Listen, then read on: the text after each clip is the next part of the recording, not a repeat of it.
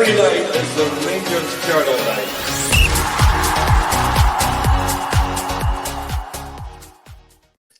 Good morning, good afternoon, or good evening, depending on when you're watching this. My name is Doug. You're watching the Rangers Journal, and this is the lowdown on our upcoming opponents tonight of Kilmarnock in the SPL.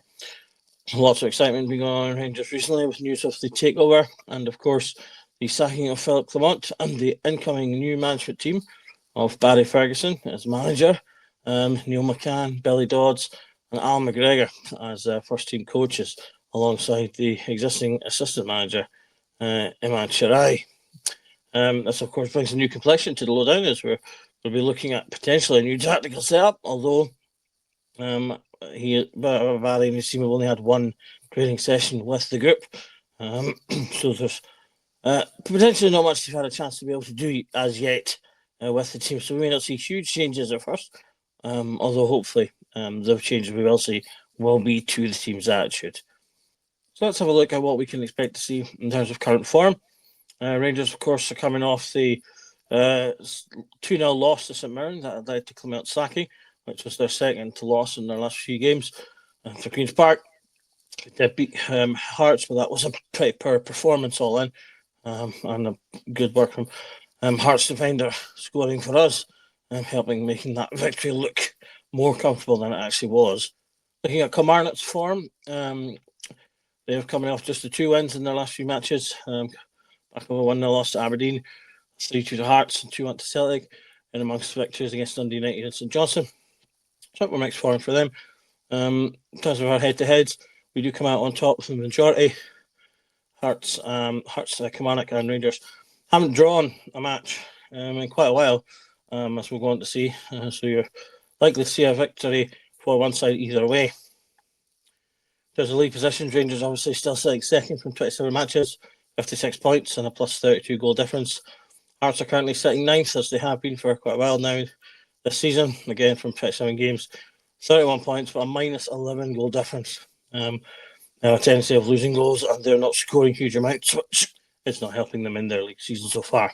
So what can we expect from this Kilmarnock team? They do play a tactically fluid sort of 4-3-3. This can be a 4-4-2, or even a back three at times, depending on how they change things up. They're also not afraid to switch players, moving players in and out, different games from game to game, keep teams guessing, keep their tactics fluid, or if they want to go for specific aims during games, whether that's to sort of play a bit more or go more route one with taller, stronger players.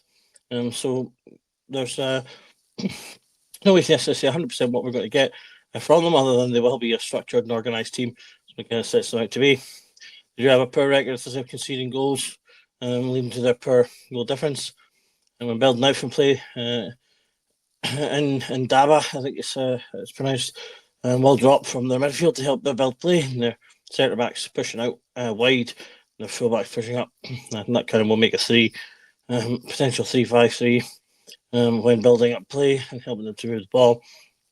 And as I said, the Killing Rangers haven't drawn in the last 16 matches, so we like to get a right one way with Kilmarnock movement of the ball through the midfield, to the wings, crossing in. Again, another team that will try and make use of their taller players for the camp, but they do try and play a little bit, move the ball about from the midfield to the attack. In terms of danger men, I've been a fan of Kilmarnock's Danny Armstrong for a couple of years now.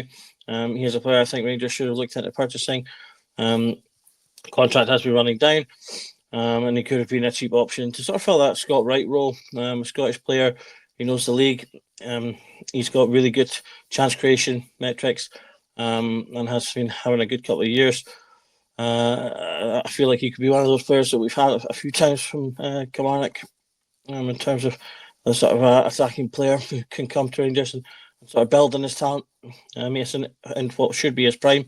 And he could have, as I say, been a cheap option to bring in to help fill out the squad with players who have quality and proven ability in the division.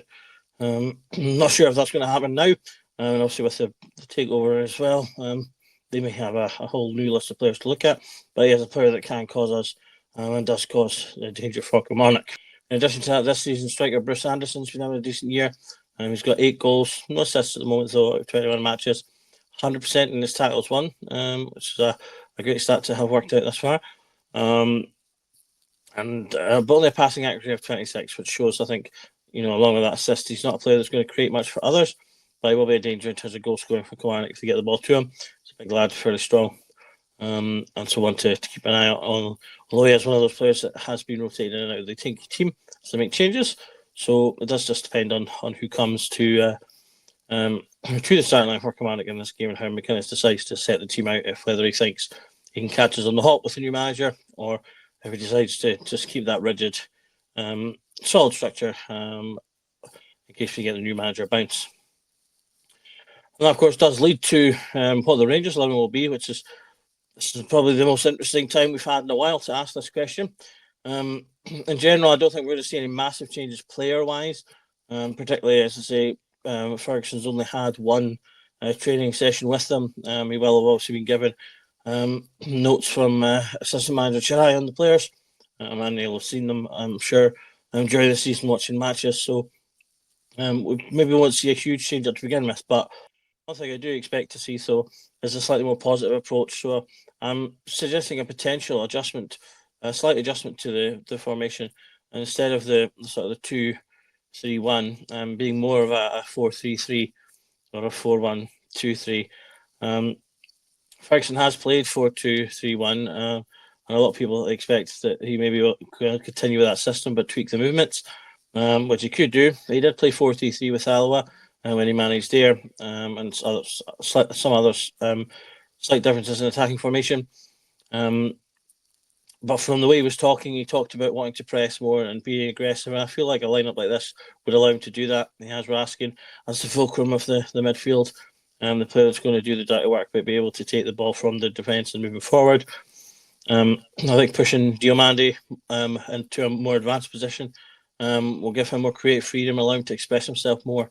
And just by letting him, I think, enjoy his game a bit more and a slightly less rigid structure, we'll get more out of him.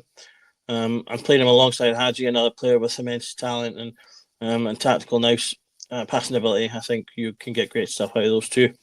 And then you've got you've got a pacey attack that you can put together. Certainly with Cherney and Egerman coming in from either side, you've got danger there. I put Dessers up front at the moment as he's the sort of tried and true striker that we have right now. But you could stick Danilo in there if you want to add to the dynamism and speed of that attacking trio. And I will see he could switch around with Egerman. You can see him switching with Hadji drifting it up to support the attack. And this would just give the team the ability to be more aggressive, more on the front foot, I think. And I think we'll just suit our game better to have that more aggressive stance from the midfield with an extra advanced player allowing to push them up and creating an attacking an attacking five that can really sort of move and stretch the play, stretch defenders, and give us more ability to break down those deep lines that we tend to face. The game changer this round is it was an easy choice. It's going to be the new manager, so Barry Ferguson. I talked a little bit about the style in the starting 11. I've took some snippets from the interview he did the other day here. He said, I've got a certain way of playing, and you'll see that straight away. Attack minded. We're going to be aggressive in the press. Every game we enter to win. So, strong words talking about being attacking player. He talked about how he used to play, being aggressive, and he doesn't mean that in terms of like hard tackles and going in over players and things like that, but by pressing hard and being aggressive in the press to collect the ball back, get turnovers, and force teams into errors. This is Ferguson's first management position in a while. He's been doing punditry and media mostly. So these sort of matches and points per game here maybe isn't that informative, especially also looking at the teams he managed, the differences between them and what he's got at his disposal. Rangers, a lot of them wouldn't necessarily be quite as attacking, although he did play attacking football with his Kelty and Alloa teams.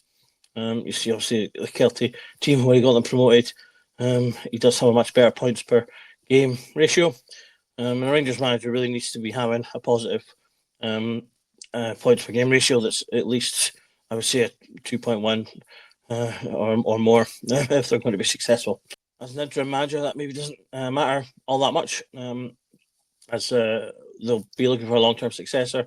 And I do think that ultimately the most important thing for Barry and his management team is just to get some confidence back in this group, get them taking over, get them playing well, get them positive and firing all cylinders, so that the group is in a strong position and the squad is in a strong position for the new manager to come in and run rule over them, and make decisions over who he wants to keep and move on, and where they need to make the most potential injections of money in terms of buying new players. So for me, that's really the most important thing for them to do. Obviously, if they can get us a good run in Europe, that'd be grand as well. And obviously, we want some results on the pitch, but that's ultimately the most important thing.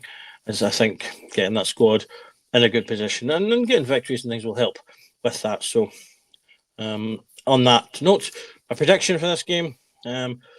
Ironically enough, when I had my prediction as 3-0 for Rangers, but had put it 3-0 for St Mirren as a typo, it turned into the more true option. So I put 2-0, but 3-0, but 2-0 was the final score. So it was just a wrong prediction. I'm going to predict 2-0 again, this time for Rangers, the way around. I think we will get the new manager bounce with the new management team in there. That does tend to just happen when you have new voices come in. You start to hear new things. We got a good clip of their training today. They did seem to be really enjoying themselves in the training, which I think is good. That'll help to build the confidence and hopefully get them enjoying football. Our football has been so turgid lately. It would be nice just to see the team enjoy their football a bit more and have that bit of swagger that Rangers are usually known for. And Barry Ferguson knows all about that. The teams he played in had some amazing players and some great swagger when they played confidently. So if he can bring that back into the team, then that'll be good. I don't necessarily expect to see anything amazing tactically. As far as I'm aware, they're mostly pretty old school, so I don't think we'll see any cutting edge tactics, but I think the big difference that they can make is going to be in that area of mentality. So I'm going to say, as I say, 2-0 and hopefully just a better overall and more confident showing from the team. So with that, we move into a new era for Rangers. The Barry Ferguson era begins now. It's only going to be 3 months long, but hopefully it can be a fun one.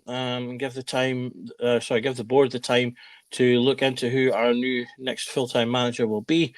I want to start off by saying I don't want there to be considerations that could be Barry Ferguson. I don't think that they're equipped long-term to take Rangers where we need to be. I do think as a short-term goal, fine. As I say, they can help with the mentality side and maybe bringing a bit of pride back to the performances. But ultimately, I think a higher caliber of manager, particularly for European competition, is going to be needed. It'll be interesting to see how we do in Europe in the 2 games against Fenerbahce. But first step is this Kilmarnock game. All I'm looking for really in this game, given how short they've had with the players, is just a little bit of that new manager bounce, a little bit of pep in the player's step, and hopefully a bit more confidence and, as I say, a little bit more swagger in the match. If they can do that, then I think we'll come out with a victory, as we've got the tools and the players to do that. So we'll just have to see what happens. So once again, thanks for tuning into the Rangers Journal. We've got content coming in for both pre-match and post-match for the Kilmarnock game, and more content coming up about all the news and things that are happening. We'll be talking about new managers. We'll be talking about new sporting director positions. So like and subscribe and press the bell icon to get notifications for all our new content if you're interested in hearing possible options for those positions. For now, thanks for watching. This has been The Lowdown. My name's been Doug. Just remember that every night it's a Rangers Journal night. Thank you.